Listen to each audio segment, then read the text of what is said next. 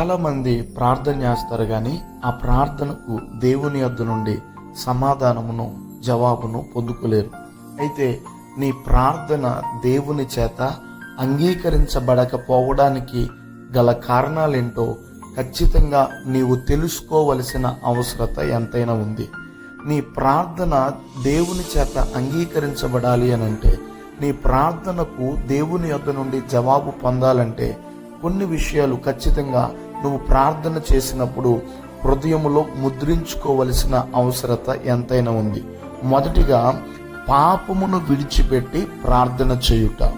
చూడండి, పాత నిబంధనలో నెహెమ్యా గ్రంథం 1వ అధ్యాయంలో హకల్య కుమారుడైన నెహెమ్యా షూషాను కోటలో ఉన్నప్పుడు తన సహోదరులలో కొంతమంది వ్యక్తులు అతని వద్దకు వచ్చినప్పుడు యెరూషలేము యొక్క క్షేమము గురించి నెహెమ్యా వారిని అడుగుతాడు. అప్పుడు వారు చెప్తారు, యెరూషలేము యొక్క ప్రాకారములు కూల్చబడ్డాయి, దాని యొక్క గుమ్మములు అగ్ని చేత కాల్చబడ్డాయి అనేటువంటి వార్త నెహెమ్యాకి వినబడినప్పుడు నెహెమ్యా ఉపవాసం ఉండి ప్రార్థన చేయడం మనం గమనిస్తాం.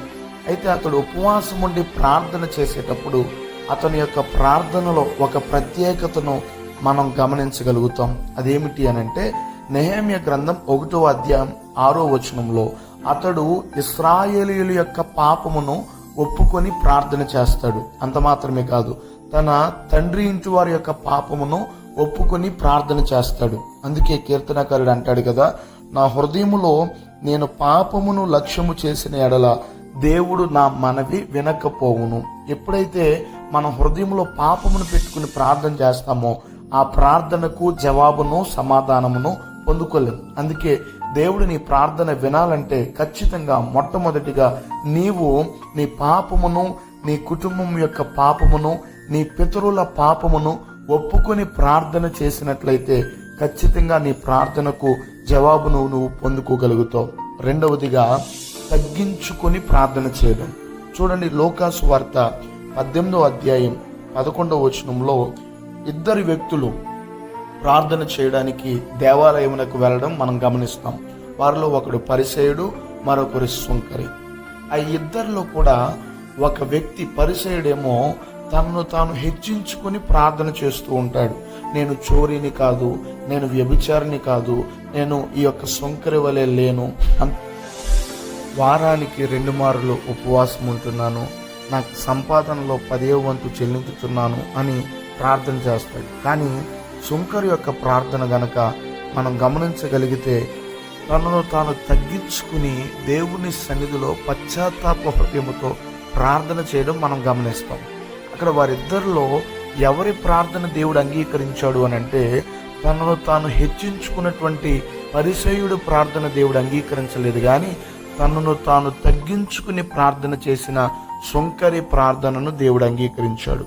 చాలామంది వారి యొక్క ప్రార్థనకు జవాబు పొందకపోవడం గల కారణం ఏంటంటే, వారి యొక్క గొప్పతనము గురించి దేవుని ఎదుట చెప్పుకుంటూ ఉంటారు. అందుకే ఎప్పుడు కూడా ప్రార్థనలో దీన మనసుతో మనల్ని మనం తగ్గించుకుని గనక ప్రార్థన చేయగలిగితే దేవుడు తప్పకుండా మన ప్రార్థనకు జవాబును అనుగ్రహిస్తాడు. ఇక మూడవది, విశ్వాసముతో కూడిన ప్రార్థన. చాలామంది ప్రార్థన చేస్తారు కానీ వారు ఏమాత్రం కూడా విశ్వాసము లేని ప్రార్థన చేస్తూ ఉంటారు. హెబ్రీయులకు రాసినటువంటి పత్రిక 11వ అధ్యాయం 6వ వచనంలో ఒక మాట వ్రాయబడి ఉంది. అదేమిటి అని అంటే, విశ్వాసము లేకుండా దేవునికి ఇష్టుడై ఉండుట అసాధ్యము, దేవుని యొద్దకు వచ్చువాడు ఆయన ఉన్నాడనియు తన్ను వెదుకు వారికి ఫలము దయచేవాడనియు నమ్మవలెను కదా. చాలామంది దేవుడు సర్వశక్తిమంతుడు, ఏ కార్యమునైనా జరిగించడానికి సమర్థుడు అనేటువంటి విశ్వాసం లేకుండా, దేవుని మీద నమ్మకం లేకుండా గంటలు ప్రార్థన చేస్తూ ఉంటారు. విశ్వాసం లేని ప్రార్థనకు మనం జవాబును పొందుకోవడం కష్టం. అందుకే మత్తయి సువార్త 21వ అధ్యాయం 22వ వచనంలో సాక్షాత్తు యేసుక్రీస్తు ప్రభుల వారే ఒక అద్భుతమైన మాట చెప్పారు. అదేమిటి అని అంటే, మరియు మీరు ప్రార్థన చేయనప్పుడు వేటిని అడుగుదురో అవి దొరికినవని నమ్మిన ఎడల మీరు వాటిని పొందుదురని వారితో చెప్పెను. విశ్వాసముతో మనం ప్రార్థన చేయగలిగితే, మనం వేటి కొరకైతే మనం ప్రార్థన చేస్తున్నామో వాటిని దేవుడు దయచేశాడు అని గనక నమ్మగలిగితే ఖచ్చితంగా మన ప్రార్థనకు జవాబును మనం పొందుకోగలుగుతాం. కనుక ఈ 3 విషయాలు మన హృదయంలో ఉంచుకుని పాపమును విడిచిపెట్టి మిమ్మల్ని మీరు తగ్గించుకుని, మూడవదిగా విశ్వాసంతో కూడిన ప్రార్థన చేయగలిగితే ఖచ్చితంగా దేవుడు మీ ప్రార్థనకు సమాధానమును అనుగ్రహిస్తాడు. మీరు ఏ అంశముల గురించి అయితే మొరపెడుతున్నారో, దేన్నైతే ప్రభు దగ్గర అడుగుతూ ఉన్నారో, నిశ్చయముగా దానిని మా ప్రభు మీకు అనుగ్రహించునుగాక. ఆమేన్.